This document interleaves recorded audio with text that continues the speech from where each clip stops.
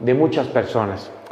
Abrimos nuestra Biblia en el capítulo 1 del libro de Apocalipsis, y lo último que hablamos, en cierta manera resumiendo, no quiero que pierdas nunca de vista a los personajes que van a ir apareciendo en la revelación de Apocalipsis. La revelación es ya la culminación de lo que Dios anunció a través de todos los siglos y se encuentra escrito en toda la Escritura. Así que irán apareciendo de acuerdo a cómo va desarrollándose la revelación todos los personajes que jugarán un papel definitivo en los planes de Dios. Estos 5 personajes: Dios Padre, Dios Hijo, Dios Espíritu, el ángel, Juan y sus siervos, que son en un sentido todos los hombres que escuchamos la revelación del libro de Apocalipsis, estaremos participando todo el tiempo. Veremos a Dios Padre, a Dios Hijo, Dios Espíritu, compartiendo la revelación. Cuando no habla uno, habla el otro, y veremos la intervención de la Trinidad como nunca la habíamos visto accionar. En segundo lugar, veremos al ángel compartiendo la revelación con Juan y a todos los que por la gracia de Dios vamos siendo testigos de estas enseñanzas. Así que estos 5 personajes: Dios, el ángel, Juan, sus siervos y Dios Padre, Dios Hijo. Dice: la revelación de Jesucristo que Dios le dio para manifestar a sus siervos, Dios la declaró enviándola por medio de su ángel. Ya son 3 personas: Juan, el cuarto, y sus siervos 5. Así que estos 5 personajes siempre estarán presentes a través de toda la revelación. Hablamos de una bienaventuranza especial que hay para todos los que leen y los que oyen la enseñanza de este libro. Mencionamos a quienes están destinadas las enseñanzas de Apocalipsis. Bueno, el libro de Apocalipsis se mandó a 7 iglesias que estaban presentes en la antigua provincia asiática del Imperio Romano, en las cuales el apóstol Juan había estado trabajando por años.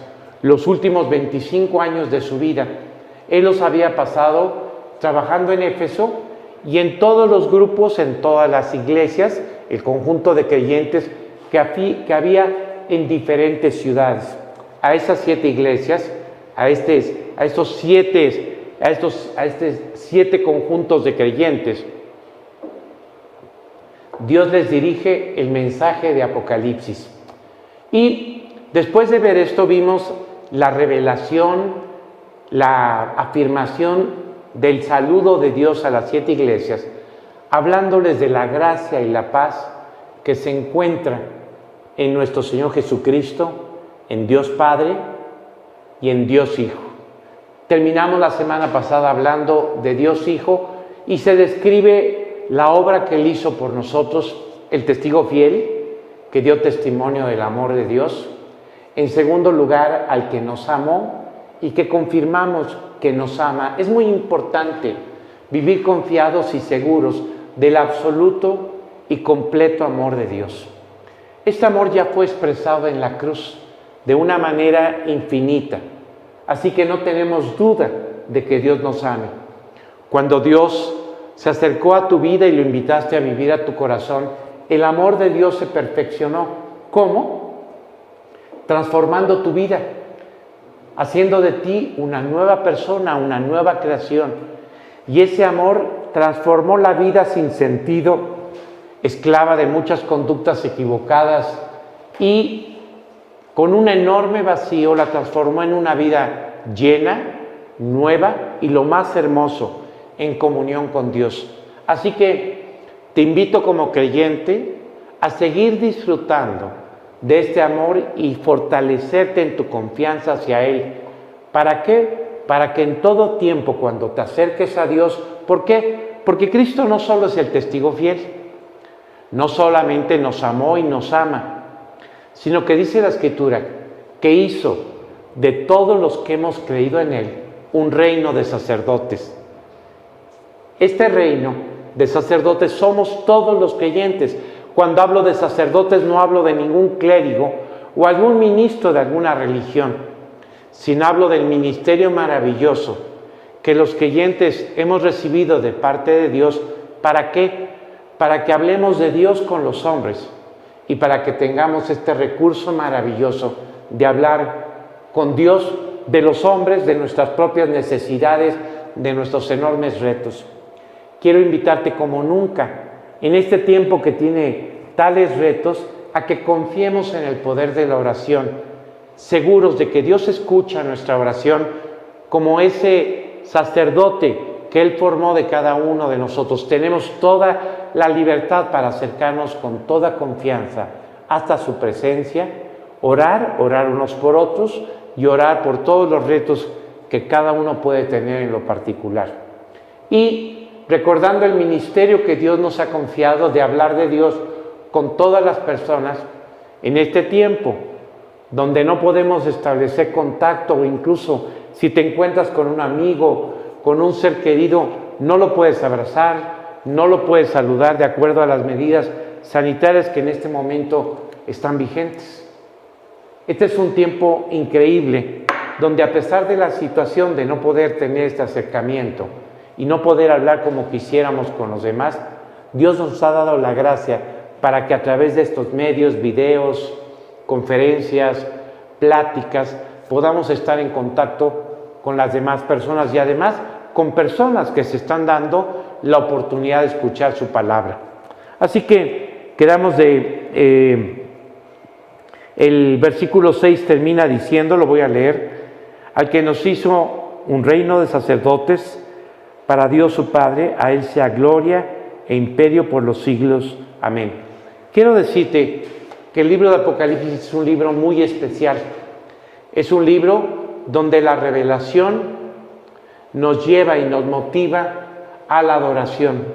En este caso, esta enseñanza termina con una adoración expresada en estos términos: a Él sea gloria e imperio por los siglos de los siglos. En el capítulo 4, versículo 11, nos encontramos con una cuádruple adoración. Dice el capítulo 4, versículo 11: Señor, digno eres de recibir la gloria, la honra y el poder, porque tú creaste todas las cosas y por tu voluntad existen y fueron creadas. El capítulo 5, versículo 12, vuelve a hablar de la adoración y dice: y decían a gran voz, el Cordero que fue inmolado es digno de tomar el poder, las riquezas, la sabiduría, la fortaleza, la honra y la gloria y la alabanza. Y el capítulo 7 dice lo siguiente en su versículo 12, diciendo: amén, la bendición, la gloria y la sabiduría y la acción de gracias y la honra y el poder y la fortaleza sean a nuestro Dios por los siglos de los siglos. Así que cada revelación conquista el corazón de las personas que somos testigos de lo que Dios ha manifestado. Y el impulso del corazón es adorar a Dios por todo lo que Él ha revelado.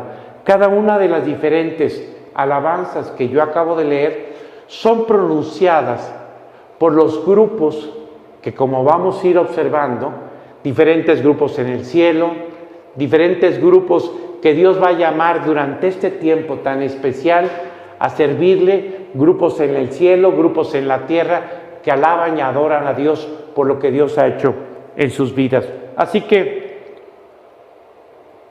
nosotros en este momento terminamos el versículo 6 con esta adoración y nos vamos al versículo 7. El versículo 7 nos aporta a un lugar muy especial. Fíjate lo que dice: he aquí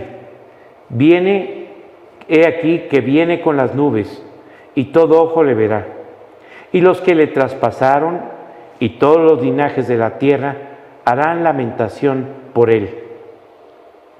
En este momento, la Biblia nos habla del momento glorioso del tercer advenimiento de Cristo a este mundo. Vino la primera vez a morir por nosotros. Vino o vendrá, eso es lo que estamos esperando todos los creyentes, vendrá y arrebatará a la iglesia. Y dice que será como ladrón en la noche. El mundo no se dará cuenta. Pero el pasaje que acabamos de leer habla del momento en el que Cristo será visto por todos los habitantes de la tierra. Esta es una profecía que se menciona en el libro del profeta Zacarías. Pero antes de entrar en los detalles de esta profecía, quiero decirte que esta profecía hace referencia al lugar donde Cristo prometió regresar, que se llama el Monte de los Olivos.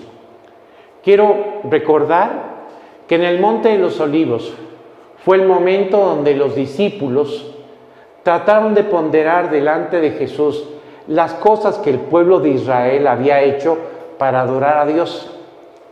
Después de salir de su última enseñanza en el templo, nos dice la Escritura que los discípulos salieron platicando con Jesús y alabando la magnificencia de este edificio que era el templo de Jerusalén y que era considerado la octava maravilla del mundo. Salieron, cruzaron el torrente de Cedrón y se fueron al Monte de los Olivos. Desde ahí contemplaba Jesús Jerusalén y se podía ver también este recinto maravilloso que era el templo. En ese instante, Jesús se sienta rodeado de sus discípulos y empieza a hablarles de algo que jamás esperaban escuchar. Jesús les dice que de esa edificación no quedaría piedra sobre piedra y les avisa de la futura destrucción del templo y la dispersión mundial de todos los judíos.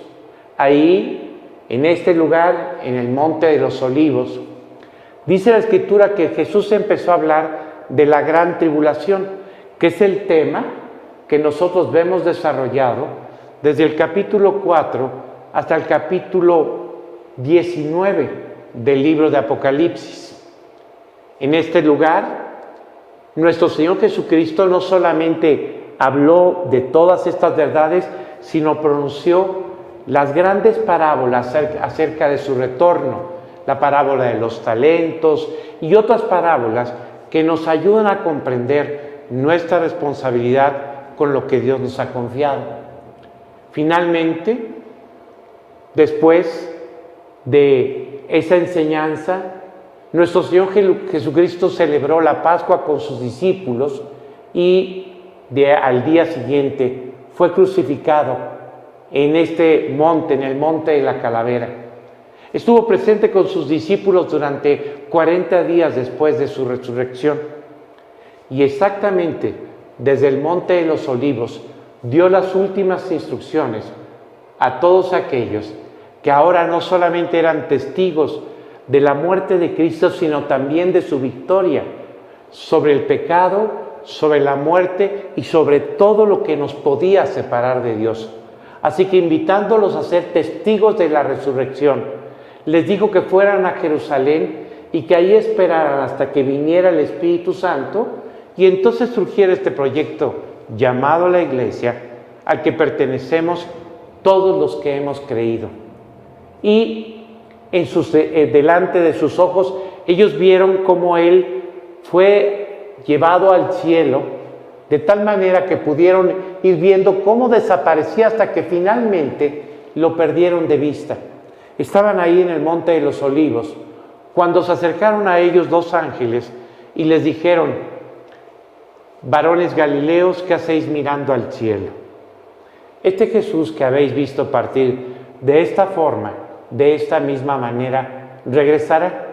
Así que la parte que acabamos de leer, Dios entra en materia de lleno, está en la revelación y pasa directamente a lo que Él enseña en el capítulo 19, hablando de un evento que solamente tiene como propósito advertir, aclarar lo que sigue en el futuro a una humanidad que no entiende lo que va a vivir.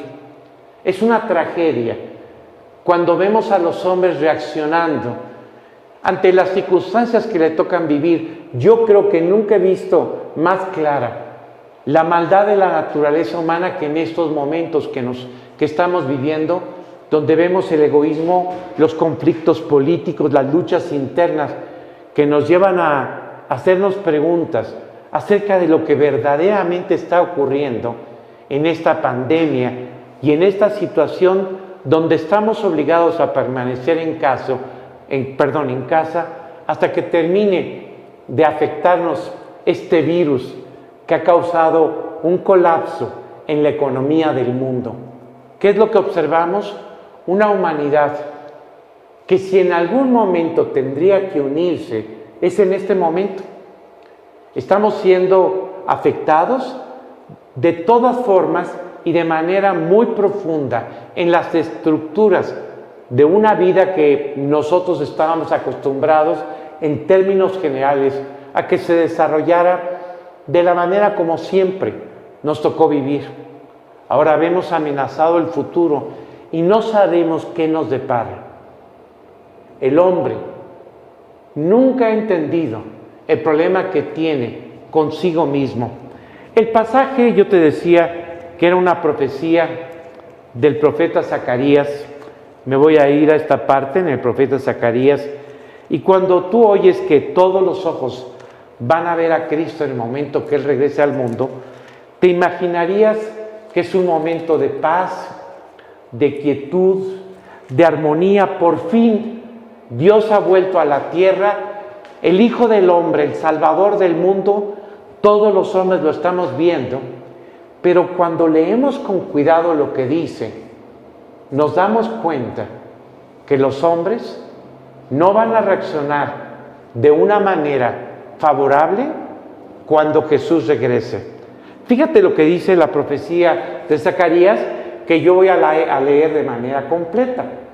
El pasaje que acabamos de leer en Apocalipsis solamente resume el hecho de que Cristo va a volver a reinar a la tierra y todos los ojos lo verán, pero hay una expresión que llama profundamente nuestra atención: y todos harán lamentación por Él.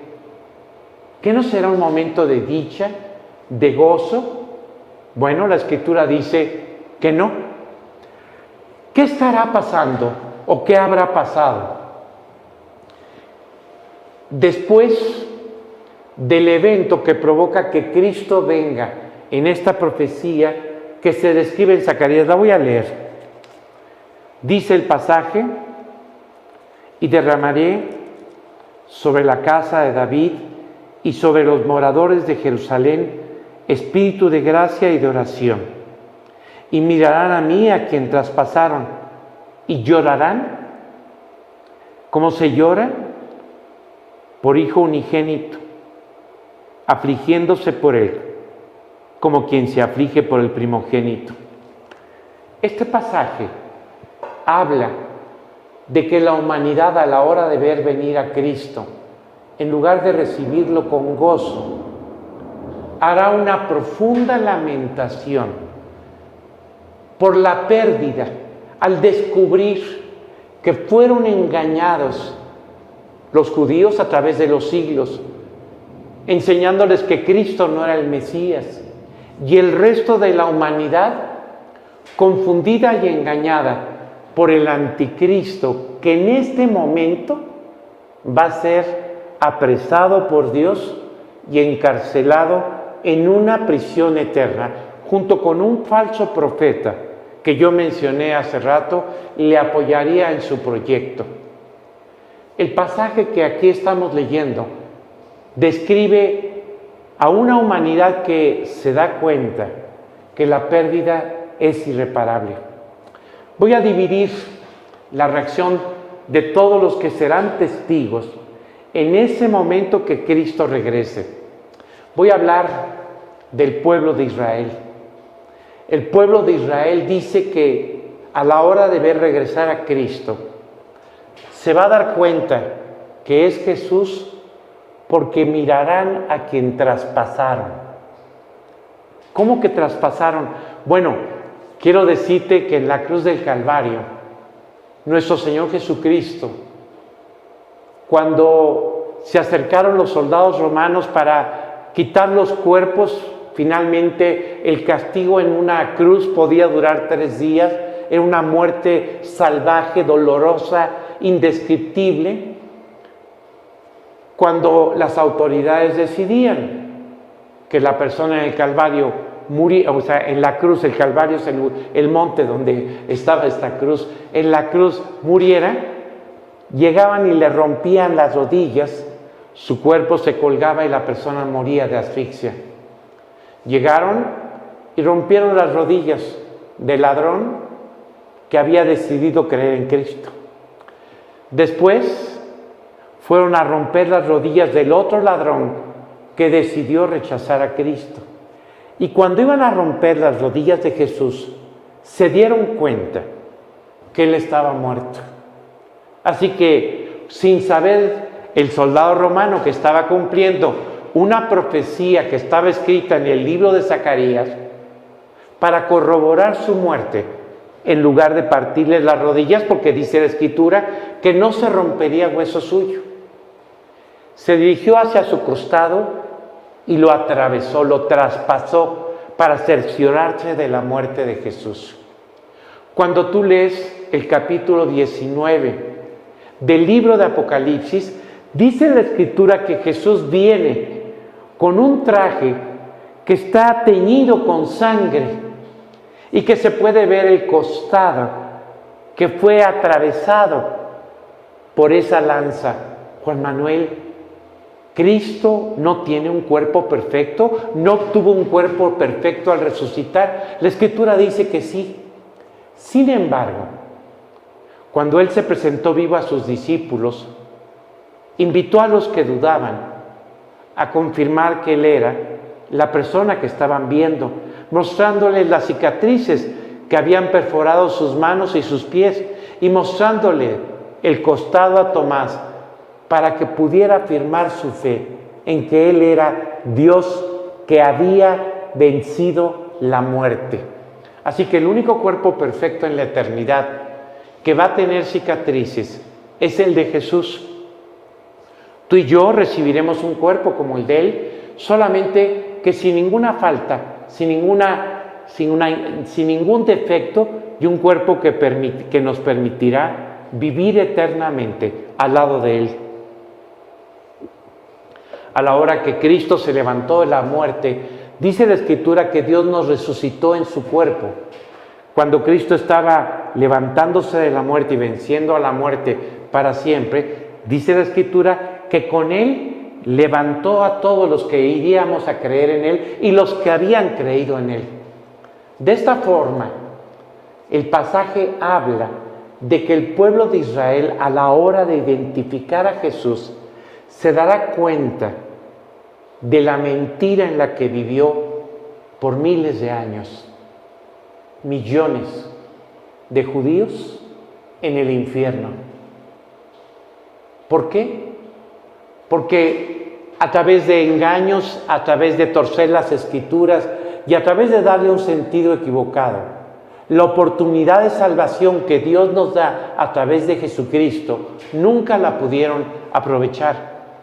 Millones de judíos se han convertido desde siempre, y en los días de Cristo muchos judíos creyeron que Jesús era el Mesías. Pero es un hecho que a través de los siglos la nación tal cual, el pueblo de Israel, sigue esperando al Mesías. ¡Qué trampa la del diablo! Torcer la verdad, engañarnos para que no descubramos el amor de la verdad, ni podamos entender la propuesta de Dios. Yo no sé si esta noche es la primera vez que tienes la oportunidad de acercarte a las palabras de Dios, pero quiero decirte que por naturaleza vivimos una mentira, las mentiras que nosotros mismos vamos construyendo, y los engaños que a través de filosofías y religiones vamos haciendo nuestros, y que además se convierten en nuestra esperanza para la eternidad.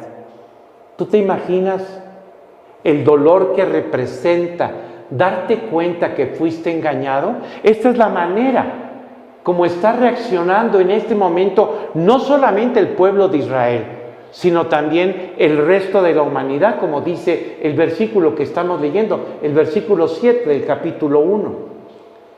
Es verdad que el pueblo de Israel está experimentando el cumplimiento de algo que Dios anunció. Dios anunció que al final de los tiempos, después de pasar los 7 años terribles de la gran tribulación, donde 2/3 partes de los habitantes del mundo, incluyendo los judíos, van a perder la vida. Esta tercera parte, ese remanente que quede al final de los 7 años de la gran tribulación, nunca se imaginó que Dios les daría una oportunidad final, la de poder verlo, la de poder mirar a quien traspasaron y la oportunidad de volver a nacer y creer en Él. Esta oportunidad Dios la va brindando a través de la vida a todos los hombres. Juan Manuel, dice el pasaje que van a llorar como quien pierde al primer hijo. Creo que para todos los que tenemos hijos, no hay un tesoro más valioso que ellos. El dolor de perder un hijo es indescriptible. Cuando Dios describe el dolor que tendrá la nación de Israel, será solamente comparable con una pérdida de estas características. Haber perdido la vida, haber perdido las oportunidades de vivir una vida completamente diferente. Aunque en este caso, Dios le dará a ese remanente de Israel. Estamos hablando de algo que va a pasar en el futuro. Si hacemos una recopilación de todos los eventos, en este momento estamos esperando que ocurra el arrebatamiento. Si este es el tiempo del arrebatamiento, o en el tiempo en que Dios decida cuando se lleve a cabo, la iglesia será arrebatada y se reunirá con todos los creyentes de todos los siglos e irán al cielo a celebrar durante 7 años un evento llamado las bodas del Cordero, que se describe en el capítulo 19 de Apocalipsis. Los habitantes que queden en la tierra van a vivir una tragedia, la peor tragedia de su historia. Dice la Escritura que el hambre que reinará en el mundo será como nunca la humanidad la ha vivido, que los hombres vivirán en un sistema político gobernado por un líder sin compasión por el ser humano ni por su semejante, que llevará a la peor crisis que la humanidad ha vivido jamás. Ese líder provocará una serie de guerras y conflictos que hundirán a la humanidad en una tragedia como jamás se ha experimentado. Se combinará con elementos naturales, terremotos, conflictos de devastación total, en donde los millones morirán de una forma como nunca el hombre lo ha visto. Qué noticias, ¿verdad? Bueno, este es el ser humano. No quiere a Dios en sus vidas, se deleita en sus mentiras, propone soluciones que no solucionan nada, abriga esperanzas que no tienen fundamento alguno y se aventura a seguir adelante por la vida con todo el desafío que significa vivir, y no solo esto, sino enfrentar la eternidad basado en sus mentiras. ¿Te imaginas despertar en el infierno sin esperanza y descubrir que fuiste engañado? Nada más que ahí será demasiado tarde. Quiero decirte que la reacción del resto de los hombres, no hablo del pueblo de Israel, en el versículo que estamos estudiando, dice que es de un dolor indescriptible, de una pérdida que en el caso del resto de los hombres será definitiva. Cuando Cristo vuelva a la tierra, millones de personas van a morir por la tragedia que se estará viviendo. La Biblia dice que en ese momento estará a punto de arrancar la última guerra que se pensó que se podría vivir, donde la humanidad estará a punto de autoaniquilarse. El libro de Apocalipsis enseña que los dos frentes o los dos bloques militares más poderosos de la tierra, uno occidental y el otro del oriente, que todos entendemos por lo que dice la escritura china, estarán a punto de disputarse en un conflicto militar la hegemonía del mundo. ¿Y tú sabes quién ganaría una guerra de este tipo? Pues nadie. Sería prácticamente la autoaniquilación. Cuando esté a punto de ocurrir este evento que se llama Armagedón, Cristo vendrá. Y la Escritura dice algo que no puedes comprender. Estos dos bloques militares, al ver venir a Jesús, en lugar de rendirse delante de Dios, ¿sabes qué harán los hombres? Apuntarán sus potentes armas a la persona de Jesucristo para intentar destruirlo de manera absoluta. Lo que destruyeron en su corazón, en su propia ceguera, está el engaño del diablo, que los hombres piensan que pueden luchar contra Dios y que pueden ganar esta batalla. No. Cuando un hombre lucha contra Dios, el único derrotado es él mismo. Quiero invitarte a que si no has vuelto a nacer, le des la oportunidad a Dios de cambiar tu vida. En el pasaje que estamos leyendo de Zacarías dice: y derramaré sobre la casa de David y sobre los moradores de Jerusalén espíritu de gracia y de oración. ¿A qué se refiere con este espíritu de gracia y de oración? Se refiere a un trabajo del Espíritu Santo donde de manera gratuita Dios invita a su pueblo a reflexionar. En lugar de seguir en esa mentira, en ese engaño y en esa rebelión, el hombre abre los ojos y se da cuenta que ha sido absurda esta batalla, que lo único que ha provocado es una pérdida irreparable.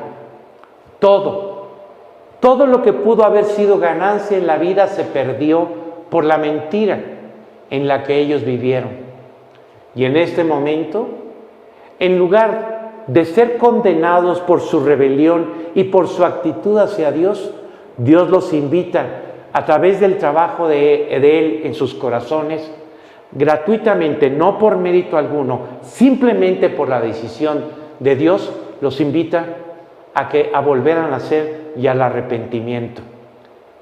¿Qué es esto de volver a nacer? Bueno, es lo que Dios hace cuando una persona decide aceptar ese trabajo gratuito. Es decir, cuando yo hablo de gracia, hablo de algo que Dios hace, no porque lo merecemos o porque lo hemos ganado a través de nuestras acciones. Es algo que Dios hace porque te ama, que nada tiene que ver con tus acciones. Tus acciones lo único que harían sería condenarte, pero su amor ha decidido pasar por alto tus pecados y los míos para salvarte. Así que la salvación es algo que Dios hace gratuitamente. En este momento, aunque no lo vemos, la humanidad está viviendo un tiempo de paciencia de parte de Dios. Todavía no comienza la gran tribulación. Todavía no comienza este juicio que vendrá sobre el mundo entero. Muchos pueden pensar que a lo mejor estamos cerca. Sin duda alguna estamos cerca.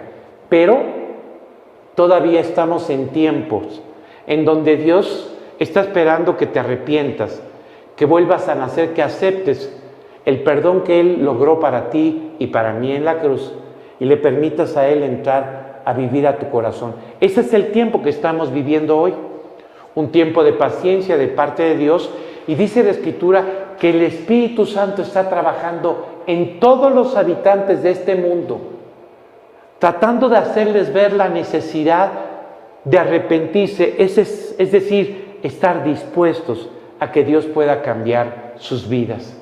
Este es el trabajo del Espíritu Santo, convencerte de que has vivido mal.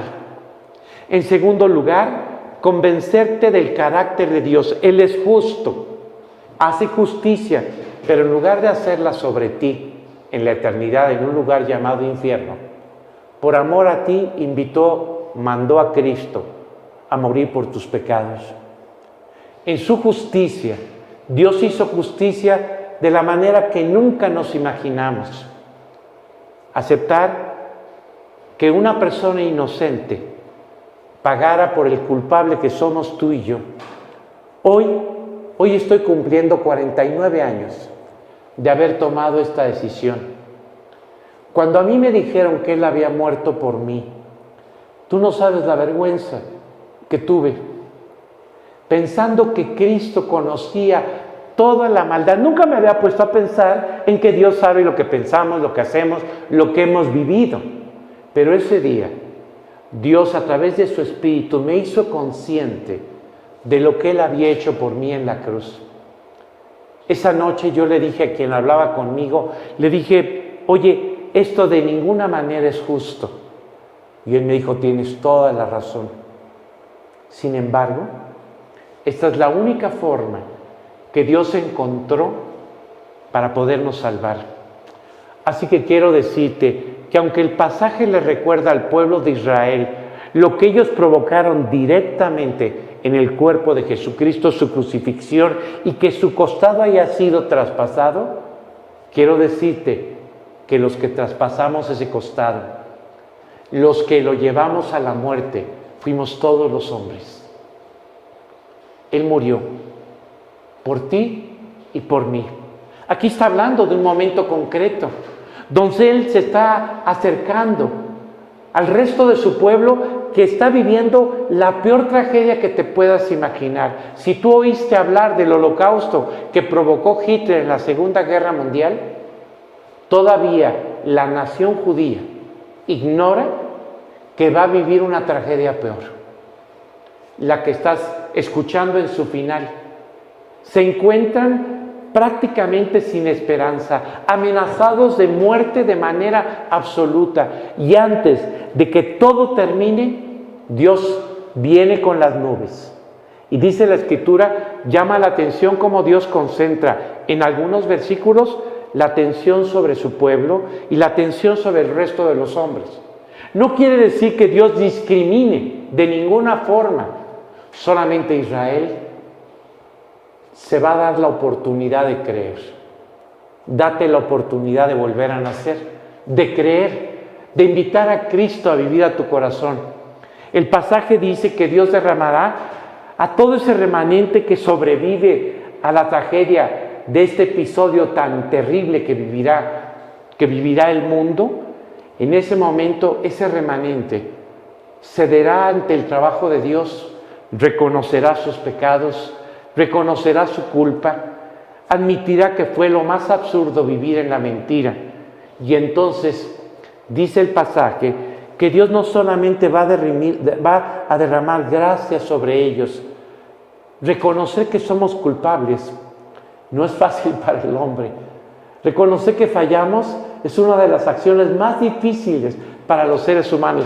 Todos los que estamos casados sabemos que esto verdaderamente es un desafío. Admitir ante mi esposa o ante mi esposo que cometí un error no es fácil. Muchas parejas solamente se destruyen por su falta de honestidad para reconocer lo que han hecho mal. El hecho es de que el hombre por naturaleza no es alguien que con toda facilidad reconozca sus faltas. Sin embargo, en este trabajo, Dios promete que va a socorrerte. En este momento, Dios te está llevando a pensar en lo que has hecho mal, pero no para condenarte. Solamente te está invitando a que reconozcas que lo que hiciste fue equivocado. Y no solamente se va a limitar, como lo está haciendo en el futuro, en este pasaje que describe el profeta Zacarías, sobre toda la nación. La nación está llorando, la nación se da cuenta de la pérdida. Esto no es fruto de su propio autoexamen, esto no es fruto de su propia voluntad. Su voluntad los llevó por un camino completamente opuesto a Dios. Es el trabajo de gracia al que ellos se están sometiendo, y es el amor de Dios quien nos lleva a reconocer nuestra necesidad de salvación. Fíjate que a través de estos años he visto a mucha gente recibir a Cristo, pero he visto cosas a veces de lo más contradictorio. Recuerdo una noche que yo invité a dos amigos, a dos vecinos, a una reunión donde se predicó el mensaje de salvación. Recuerdo que los dos estaban viviendo vidas profundamente equivocadas. Los dos tenían graves problemas y a la hora que fueron invitados a abrirle la puerta de su corazón a Jesucristo, eran además los mejores amigos entre sí. Uno de ellos se levantó para expresar de esta manera que sí quería invitar a Cristo a vivir a su corazón. Su amigo, cuando vio que él se levantaba para tomar la decisión de recibir a Cristo, le dijo: ¿qué, estás loco? Refiriéndose a mi propia vida, porque ellos pensaban que yo era un loco, que había dejado las drogas, el alcohol, solamente por una locura que se llama invitar a Cristo a vivir al corazón. Ahora era feliz, ahora vivía correctamente, ahora era un hombre de bien. Me convertí de ser un hijo terrible para mis padres, que los hizo sufrir muchísimo, me convertí en un buen hijo. Hasta el día de hoy puedo disfrutar de la relación con mi madre, que es la única que vive todavía. Quiero aclararte que cuando Dios nos llama, Él hace un trabajo de gracia, pero no todas las personas permiten que este trabajo siga hasta donde Dios quiere. No es nada más que reconozcas que te has portado mal, no es nada más que reconozcas que Cristo murió por ti. Es estar dispuesto a que Dios cambie tu vida. ¿Quieres hacerlo? Fíjate que no puedo imaginar el momento que describe el profeta Zacarías. Porque no solamente Dios derrama su espíritu gratuitamente sobre todos ellos, al llevarlos a reflexionar sobre sus vidas, y derramaré sobre la casa de David y sobre los moradores de Jerusalén espíritu de gracia, dice el pasaje, y de oración. ¿Cómo es esto? Es el momento en que el hombre no solamente escucha lo que tiene que hacer, sino que con toda la confianza que nos provee la palabra de Dios, somos invitados a acercarnos a Él. En realidad, no tenemos ningún derecho a estar cerca de Dios. Él es perfecto y nosotros somos totalmente lo opuesto. Sin embargo, todo lo que nos separa de Dios, todo lo que sería una barrera infranqueable, todo lo que has hecho mal que tendrías que pagar en el infierno, Cristo lo pagó para que tú no tuvieras que hacerlo. ¿Y sabes lo que Él hace? Él se presenta entre tú y Dios para que no haya nada que te pueda condenar. Él murió por ti, pero se acerca a la puerta de tu corazón y te invita a que a través de la oración, ¿qué es orar? Es que con tus propias palabras tú te puedas dirigir a Él. ¿Para qué? Para lo que tienes que hacer a la hora que Dios te está ofreciendo primeramente el perdón, pedirle perdón. Cuando a mí me dijeron que había que pedirle perdón de todos mis pecados, yo me volteé con la persona que nos hablaba, porque éramos un grupo de amigos, y le dije: es imposible que yo recuerde lo mal que me he portado. Y recuerdo que él me dijo que yo no estaba en un juicio, sino en la oportunidad de ser perdonado. Me dijo: lo único que tienes que decirle a Dios es que te perdone de todo. Te tengo que confesar que cuando acepté orar y pedirle perdón a Dios, empezó a pasar por mi cabeza tantas fechorías que había hecho a través de la vida. Y le decía yo a Dios: Dios mío, perdóname. Acepto que hayas muerto por esto y por lo otro. Este es el espíritu de oración que Dios derramará sobre la nación de Israel, que Dios está derramando en diferentes partes del mundo. En este momento hay muchas personas en el mundo que están decidiendo abandonar sus caminos para tomar el único que puede llevar al cielo, el único que puede llevar a la vida eterna, el único que puede satisfacer el corazón del hombre. El camino se llama Jesucristo, la verdad y la vida. Es el único que te puede llevar al Padre, que te amó de tal manera que aceptó que su Hijo muriera por ti. Así que, qué increíble ver que esta acción que Dios llevará a cabo al final de la gran tribulación, ahí en la tierra de Israel, dice la Escritura que Jesús exactamente va a llegar al monte de los olivos. El capítulo 14, el versículo 4 dice: y se afirmarán sus pies en aquel día sobre el monte de los olivos, que está enfrente de Jerusalén al oriente. Y el monte de los olivos se partirá por en medio, hacia el oriente y hacia el occidente, haciendo un valle grande, y la mitad del monte se apartará hacia el norte y la otra mitad hacia el sur. Bueno, ya te puedes imaginar lo que aquí se describe con palabras, el impacto, el cataclismo que provoca que un monte se parta a la mitad, que una parte vaya al oriente, al occidente, otra parte al norte, al sur, y solamente por la acción de Jesús de colocar sus pies. Pero este valle que se está formando en este momento que acabo de leer, quiero que veas la escena. Primeramente, mirarán al que traspasaron. Se darán cuenta que es la persona que llevaron a la cruz. Entenderán que fueron engañados y robados del tesoro más grande, que es la relación con Dios. Pero todavía hay vida. Todavía tienen la oportunidad de invitar a Cristo a vivir a sus corazones. La pérdida fue tremenda, pero no absoluta.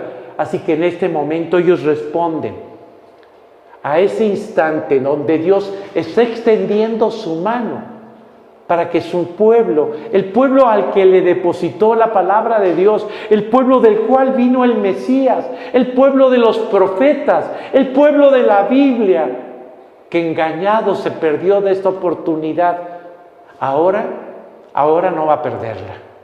Ha decidido reconciliarse con Dios.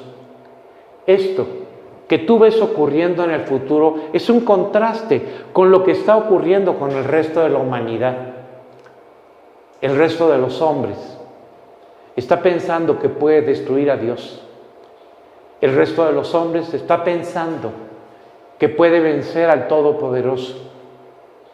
Qué profunda puede ser la mentira que los hombres llegamos a vivir. Engañarnos a tal manera que, siendo una creación y siendo conscientes de que le pertenecemos a alguien, podamos llegar a creer que podemos luchar y podemos vencerlo. No. Esto es un absurdo. Durante toda tu vida puedes vivir como quieras, pero tarde o temprano Dios se presenta para advertirte de la eternidad, para advertirte de que hay un perdón y una salvación. Y esta gracia y este espíritu de oración, Dios lo derrama por toda la tierra desde el día en que se levantó de los muertos, desde siempre, invitando a los hombres a que lo puedan conocer. ¿Qué vas a hacer? ¿Vas a aprovechar la gran oportunidad que Dios te está brindando? La oportunidad de reconciliarte con Él. Pérdida, claro. Todo el tiempo que has vivido sin Dios ha sido una pérdida. Quiero decirte que cuando invité a Cristo a vivir a mi corazón, recuerdo que fue tal el cambio. Recuerdo que fueron tales las victorias que hubo un momento en cuando yo, leyendo la Biblia, meditando en esta vida nueva que estaba viviendo, en que me dirigí a Dios y le dije: Señor, ¿por qué esperaste que yo tuviera 21 años? Y no te cruzaste en mi camino cuando era un niño. Hubieras evitado muchísimos problemas. Con el paso del tiempo, conociendo las Escrituras y el carácter de Dios, entendí que el acercarse de Dios hacia el hombre no es un problema de Dios, es un problema de los hombres. Los hombres no siempre estamos dispuestos, los hombres no siempre queremos escuchar, pero cuando viene la oportunidad es cuando la tienes que aprovechar.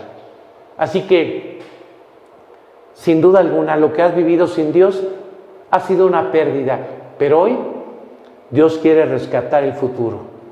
No solamente empezar una relación presente contigo, sino rescatar el futuro en los términos más absolutos, porque la vida es breve, pero la eternidad es para siempre.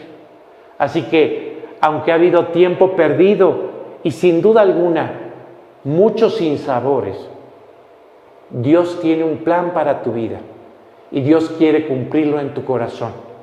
El futuro es gigantesco, como lo dice la misma expresión, es eterno. Si quieres volver a nacer, qué oportunidad te está dando Dios al revelarte anticipadamente lo que Él va a hacer al final de estos 7 años de juicio que vendrán sobre el mundo entero, donde la humanidad vivirá el liderazgo político de un hombre sin escrúpulos, verdaderamente lleno de maldad, que nos llevará o llevará a la humanidad a vivir el peor momento de su historia, que llevará a la humanidad a donde todos los líderes que finalmente han intentado gobernar este mundo han llevado a sus seguidores a guerras, a autoaniquilación, a destrucción. Cuando terminó la Segunda Guerra Mundial, solamente quedó un testimonio de destrucción atrás del comportamiento humano. Todavía viene lo peor, dice la Escritura, y no es culpa de Dios. La humanidad se ha independizado del Creador, y en este momento, ¿has visto a alguno de los líderes de este planeta invitando al resto de los hombres a buscar a Dios? La solución se están buscando, o las soluciones se están buscando en laboratorios, en propuestas, en planes, en todo menos en una búsqueda del Creador. Pero la decisión es individual. Dios se está cruzando en tu camino y esta es tu oportunidad. Así que no es culpa de Dios, es culpa del hombre, quien siempre termina de la misma forma, destruyendo, viviendo mal y no alcanzando de ninguna manera lo que esperaba de la vida. Y lo peor está después de la muerte. El resto de los hombres harán lamentación, porque será una lucha infructuosa. ¿Quién podrá vencer a Dios? Dice la Escritura que con el aliento de su boca, estas dos grandes potencias que han concentrado los mayores ejércitos que jamás se habían reunido para una batalla en el mundo, simplemente serán destruidos y abrirán sus ojos en una eternidad sin Dios. No cometas el error de dejarte llevar por tu incredulidad. Quiero decirte que puedes creer, no porque esté en ti el creer, sino porque le puedes dar la oportunidad a Dios de entrar a vivir a tu corazón y Él se encargará de darte la fe verdadera. Termino la charla, este versículo 7, que incluye una gran lección de todas las profecías del Antiguo Testamento. Termino tal como termina el profeta Zacarías, confirmando que aquel día los descendientes de Israel se darán la oportunidad de volver a nacer y de invitar a Cristo a morar a sus corazones. ¿Quieres invitar a Cristo a vivir a tu corazón? El Espíritu Santo que ha trabajado en tu corazón te está invitando a un espíritu de oración. Vamos a orar. Déjame guiarte en esta oración. Yo voy a orar en voz alta y tú no tienes que decir nada en voz alta. Sencillamente, dirígete a Dios a través de estas palabras y pídele que te perdone de todos tus pecados, aunque no recuerdes todo lo que has hecho mal. Le vas a decir que aceptas el pago que Él hizo por ti en la cruz. Le vas a abrir la puerta de tu corazón y lo vas a invitar a vivir a tu vida. Y le vas a pedir que cambie lo que eres. Es la única forma para comenzar una relación con Él. No podemos tener relación con Dios si Él no cambia nuestro corazón. Fíjate lo que dice el capítulo 3 del libro de Apocalipsis en su versículo 20.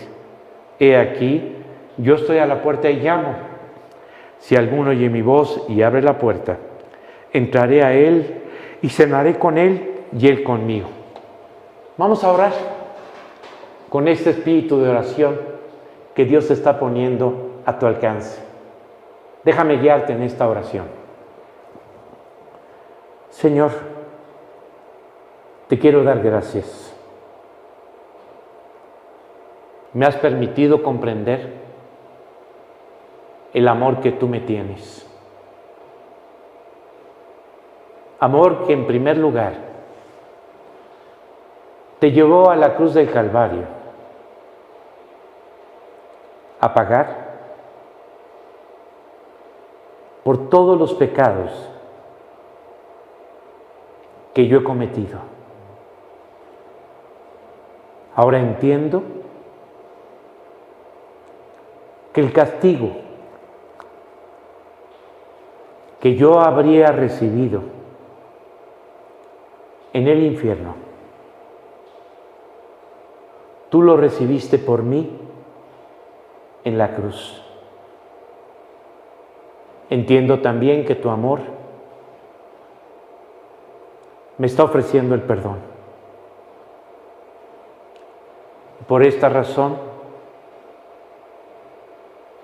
quiero pedirte que me perdones de todo lo que he hecho mal. Entiendo también que tu amor está poniendo a mi alcance la salvación que tú lograste para mí. Quiero aceptarla, Jesús. Quiero aceptar la salvación que tú lograste en el Calvario. Y por último entiendo que tu amor te tiene en este momento en la puerta de mi vida.